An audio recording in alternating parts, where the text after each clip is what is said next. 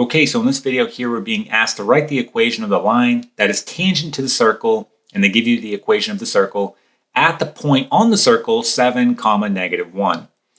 So they want the equation of the line, meaning they want it in slope-intercept form. I mean, technically you could write it in point-slope form, but for this video here, we'll just go ahead and write it in slope-intercept form, which is going to be y is equal to mx plus b. Okay, if you wanted to, you could write it in point-slope form. That would work too, which would be y minus y1 equal to your slope, and then in parentheses you have x minus x1, right? But again, we're going to use slope-intercept form, which is this equation right here.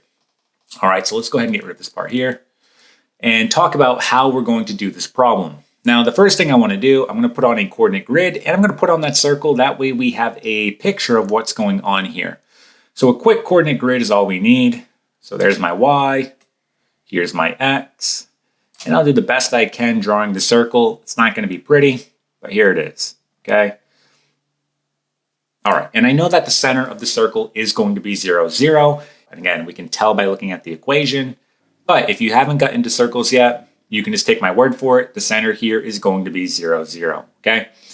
Now, we know that the point on this circle is going to be 7, negative 1, that the equation is going to be tangent to. So that point would be somewhere like right here, okay?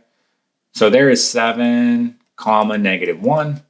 And so again, the tangent line, what that looks like, it's passing through only at that point. So if you were to have a tangent line on here, it would look the following way. You'd have something like this here, okay? Passing through like that, only at one point. And so that's the equation they want us to find here. Now, how are you going to do this? Because it's not very obvious.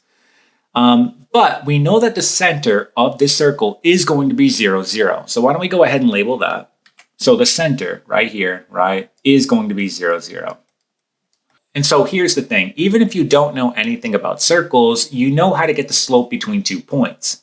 So I have a point right here and I have a point right here. I can get the slope between both of those points.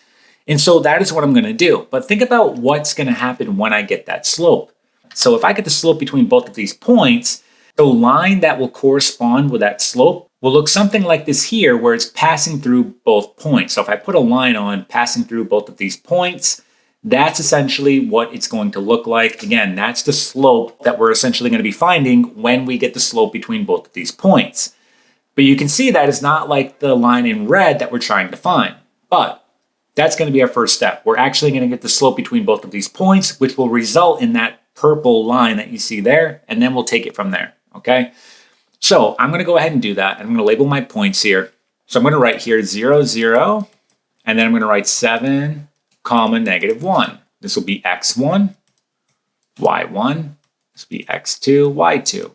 So getting the slope between those 2 points, we have to use the following formula, which is m is equal to y2 minus y1 over x2 minus x1, where m is my slope. So plugging that in, I get my slope is equal to y2, which is negative 1, minus my y1, which is 0, okay?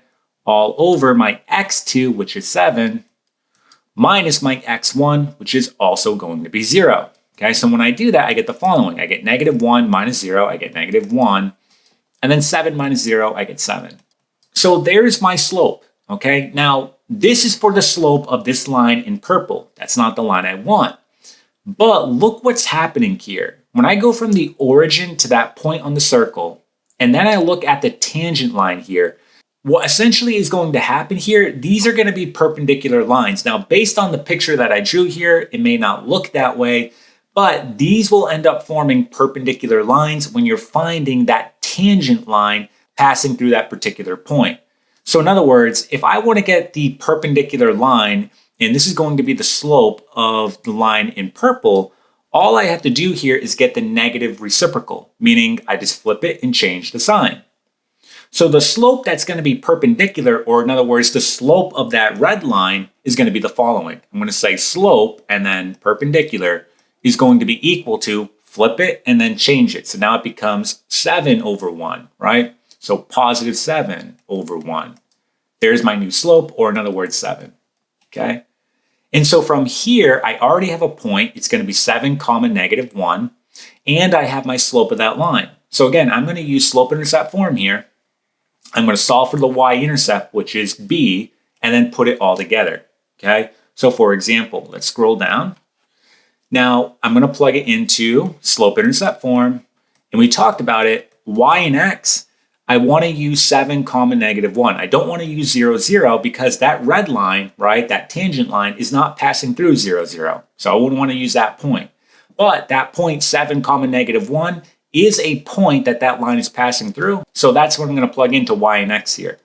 So my y is going to be negative 1. My slope is going to be positive 7. Make sure you're using the slope that's perpendicular, right? Not the one we originally found. And then my x value is going to be 7. So times 7 and then plus b. Okay? So from here, we have a simple equation. Multiplied by 7, we get 49. So I get negative 1 is equal to 49 plus b minus 49. And you get b is equal to negative 50. Okay? So we can essentially put it all together here. Right? So here's going to be the equation of the line that's tangent at that point on the circle. It's going to be y equals our slope, which was 7. So 7 and then x. And then our b, our y-intercept, negative 50. Okay, there it is. And this one is now done.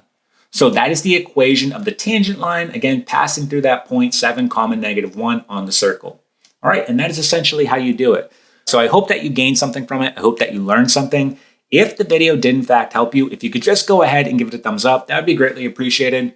Also, make sure you subscribe. That way you get more math videos in the future, and I'll see you in the next one.